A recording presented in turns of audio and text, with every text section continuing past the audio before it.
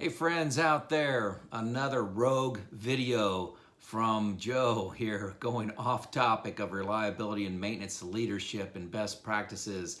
I've been avoiding a question I've been getting for months on emails and comments and in calls and just live discussions we've had. I just been avoiding it, trying to stay on topic, but you wore me down. So the question is, how were you able to afford to retire at 54 years old? So I'm going to tackle that in this video. I'm not going to go into specifics, but I will talk about some philosophies, some levers, and some lessons learned, and some things I stumbled into that allowed me to retire and be financially independent at 54. First thing, I left my career. I had a nice career as a location manager. I retired to something, and I got that advice a couple years ago. Don't retire from something, retire to something. And I wanted to spend more time educating people, coaching people around a technique that you can drive reliability, and make a reliability culture. You could start that in just weeks, folks. You don't have to do the traditional deployment, huge investment, years of sustained sponsorship. You can get results a lot faster than that using the techniques that I've been talking about on this channel. You know, retirement is risky. There's a lot of fear going from being a saver to being a spender. So perhaps more on that sometime in the future. But I really wanted to start a business and start this new phase of my life while I was young and had a lot of energy. Healthy, wanted to spend time with friends, spend time traveling, spend time educating. I love this channel and love you viewers out there. Hey, this is Joe Kuhn of Lean Driven Reliability, bridging the gap between best practices that you know you should be doing, just can't quite figure out how to get them done in your culture, and trying to help you out with a couple videos a week on that topic. So hey, folks, I'm going to talk about 5 levers that delivered personal finance victory for me. Victory so far, let's say that. Most of these were on purpose. Some of them were, I was just brought up with. So first of all, my starting point, 22 years old in 1987. You know, my first apartment after graduating college, I had a borrowed black and white 13-inch TV. My living room had a borrowed piece of lawn furniture, that's outdoor furniture, that was given to me. Well, it was given to me, wasn't borrowed. I had a borrowed bed from my parents. I had a card table, folding card table with 4 chairs that I borrowed from my mom and dad to eat at. I basically had nothing but what was between my ears. I mean, I had no debt. That was great. But I started off with nothing. I started off at 0, okay? Not minus, but definitely not plus, okay?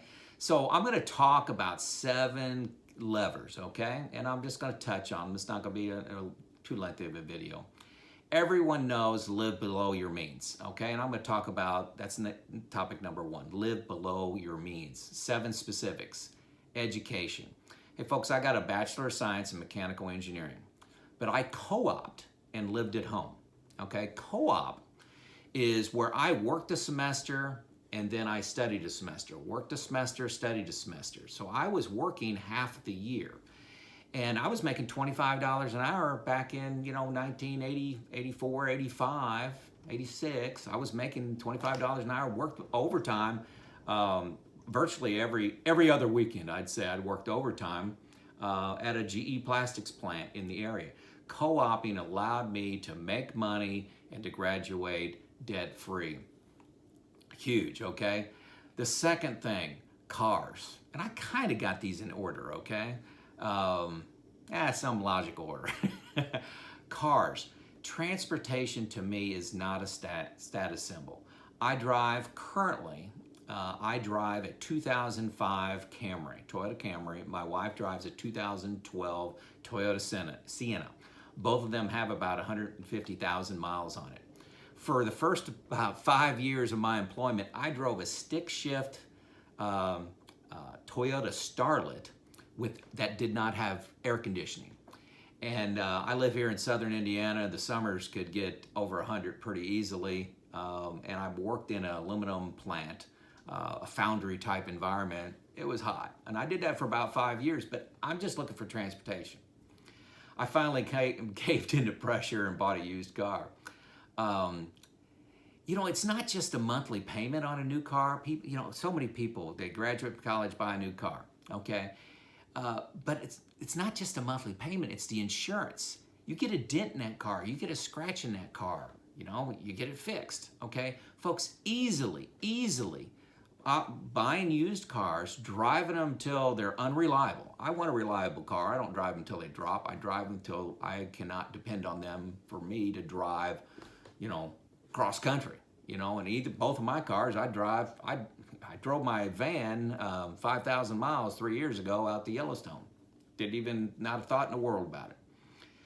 But all those other expenses that come along with a new car, a new F-150, a new Suburban, whatever, can easily be $500 a month over the full cost of operating a used car, a reliable used car.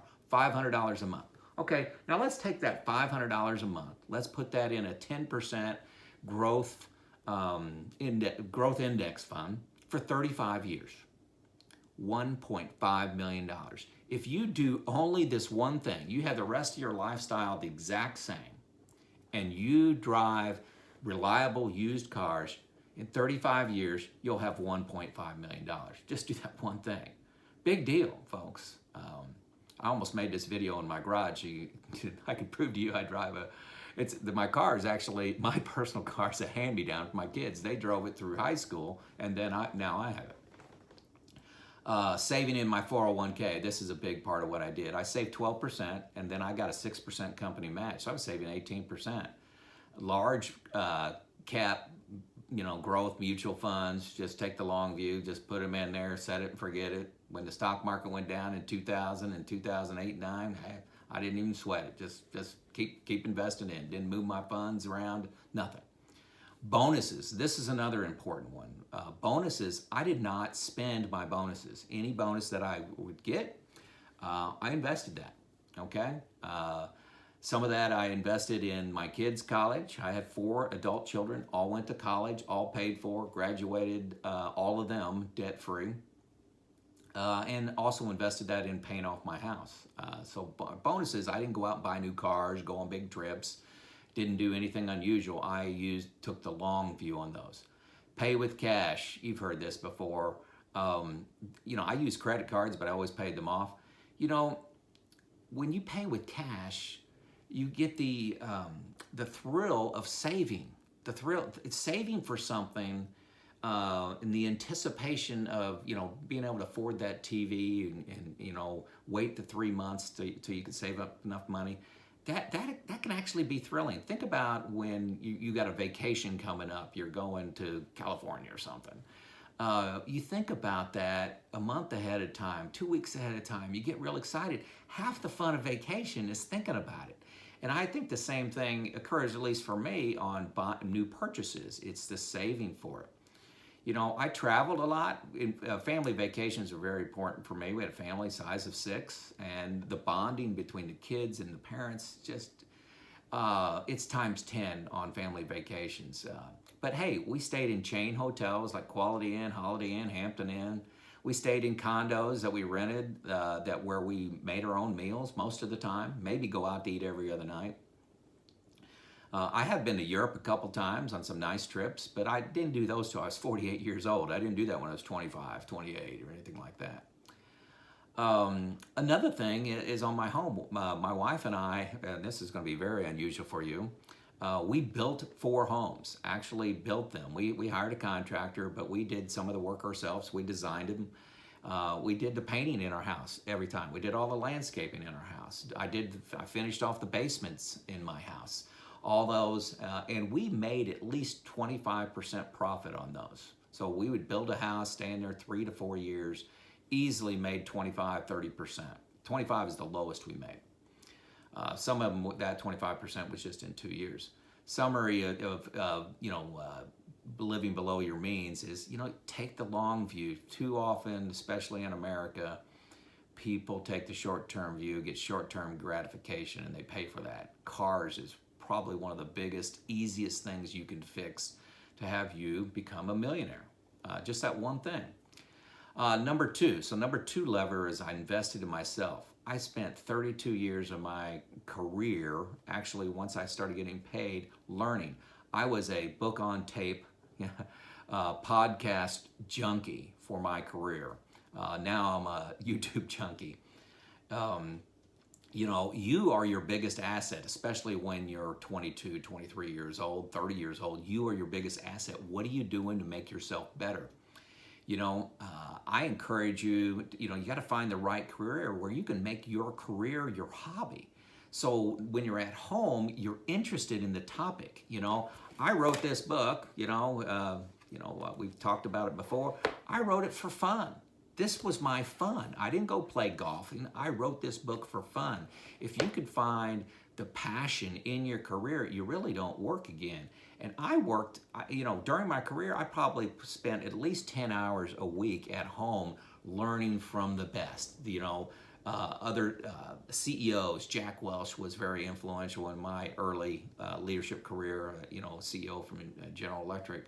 But Good to Great, all those books, I just consumed them multiple times. Andy and Me is a powerful book on lean that I've read, and Ron Moore's book on making common sense, common practice from a reliability and maintenance standpoint. I became a CMRP at the age of 44. I became a lean expert, started my lean journey, sorry for those words, at the age 32. Started my own business at 55. Continuous learning is the key. If you want to get out of college or get your trade and never learn anything again, I'm telling you, you're greatly limiting your potential. I got promoted several times. I've had 14 jobs with Alcoa, same company, but you get promoted by what others think you can accomplish. Knowledge wins, folks, knowledge, okay? And where are you going to get that knowledge?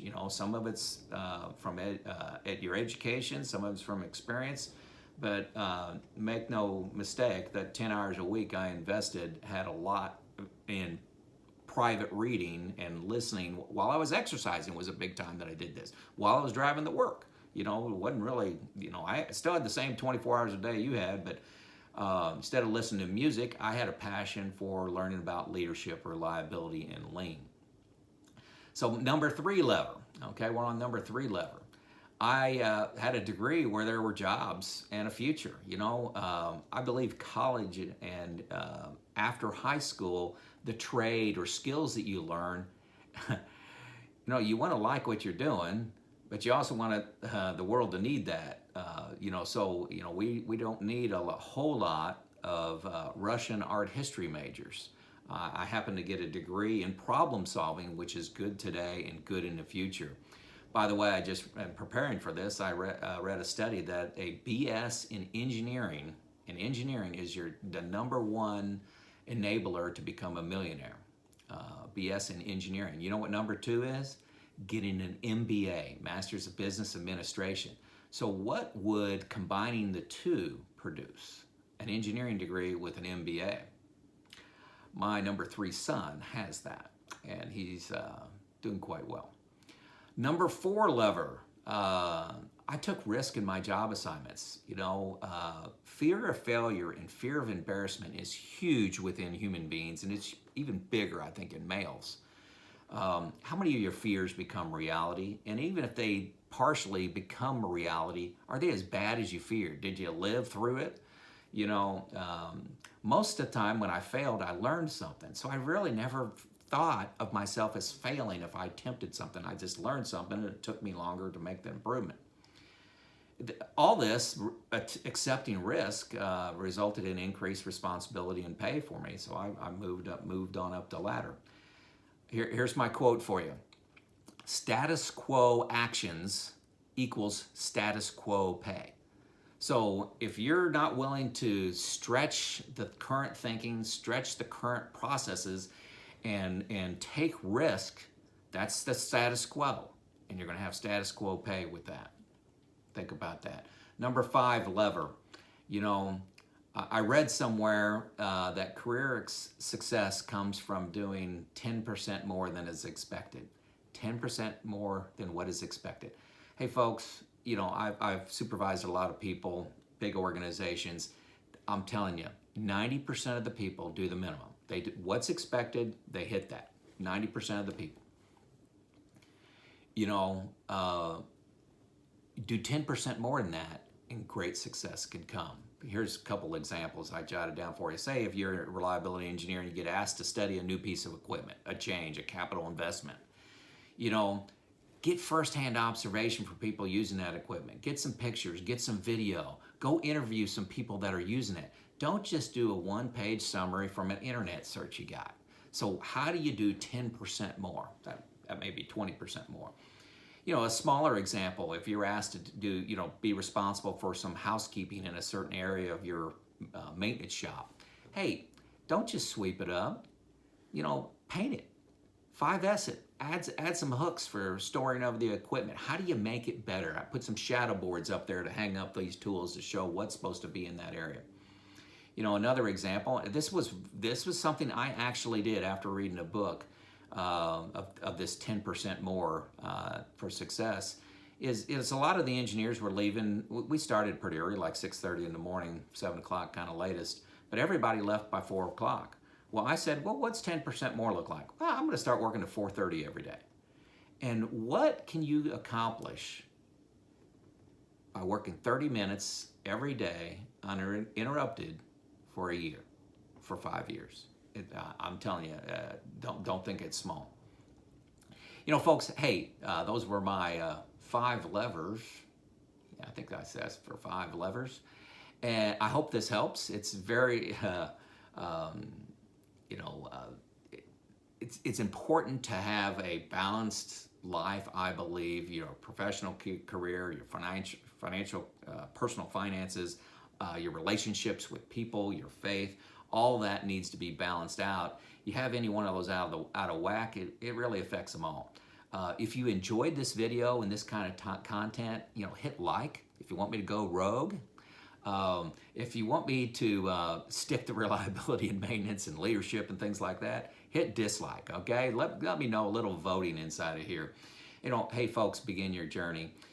You can get free pointers from me on reliability, maintenance, leadership, even personal finance. I'll help you in any way I can. Reach out to me in a comment, send me an email, get on my webpage. You got all kinds of ways to contact me. This is Joe out.